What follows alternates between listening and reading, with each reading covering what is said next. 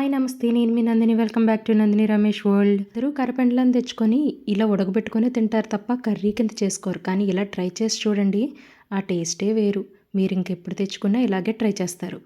దీనికోసం ఈ కరపెండలను బాగా వాష్ చేసుకొని వీటిని మనం చిన్న పీసెస్ కింద కట్ చేసుకోవాలి.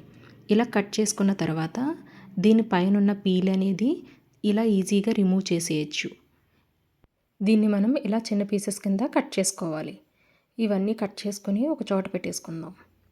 ఇప్పుడు వేరొక ప్యాన్ పెట్టుకొని ఇందులో కొంచెం 2 టేబుల్ స్పూన్ ఆయిల్ అనేది వేసుకొని ఇందులో కొంచెం పొట్టు తీసిన వెల్లుల్లి, కొంచెం జీలకర్ర, అలాగే కొంచెం కరివేపాకు అనేది వేసుకొని ఇందులోనే 3 పచ్చిమిర్చి అనేది కట్ చేసి వేసుకొని ఇది ఫ్రై చేసుకోవాలి. ఇప్పుడు అందులోనే కొంచెం ఆనియన్స్ అనేవి వేసి ఇవి బాగా ఫ్రై చేసుకోవాలి.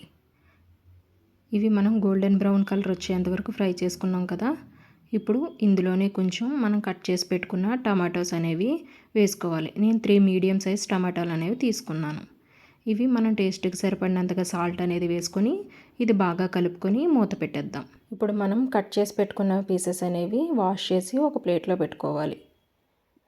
చూడండి, ఒక 5 మినిట్స్ తర్వాత మనకి టమాటా అనేది ఇలా కుక్ అయింది కదా. ఇది ఒకసారి కలుపుకొని ఇందులోనే మనం కట్ చేసుకున్న పీసెస్ అనేవి వేసి బాగా కలుపుకొని ఇవి మనం లో ఫ్లేమ్లో ఒక 10 మినిట్స్ పాటు కుక్ చేసుకోవాలి. దీన్ని కలుపుకున్నాం కదా, మూత పెట్టేద్దాం. ఇప్పుడు చూడండి, 10 మినిట్స్ తర్వాత మనకి ఇది ఇలా కుక్ అయింది కదా. ఇది ఒకసారి బాగా కలుపుకొని ఇందులో మనం 1 స్పూన్ కారం అనేది యాడ్ చేసుకొని అలాగే 1/2 స్పూన్ ధనియా పౌడర్ కూడా వేసుకోవాలి.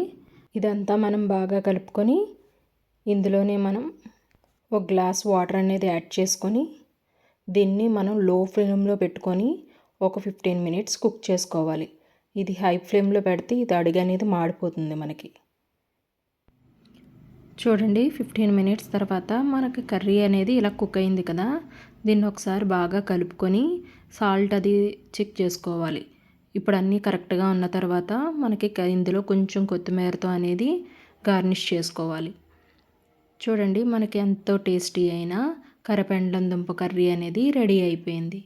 దీన్ని మనం రైస్, చపాతీ, రోటీలో కూడా చాలా మంచి సైడ్ డిష్గా అనేది చాలా బాగుంటుంది. ఇంకెందుకు లేటు, మీరు కూడా ట్రై చేసి ఎలా వచ్చిందనేది కామెంట్ చేయండి. ఇంకా ఎవరైనా నా ఛానల్ని సబ్స్క్రైబ్ చేయని వాళ్ళు ఉంటే నా మరిన్ని వీడియోస్ కోసం నా ఛానల్ని సబ్స్క్రైబ్ చేయండి.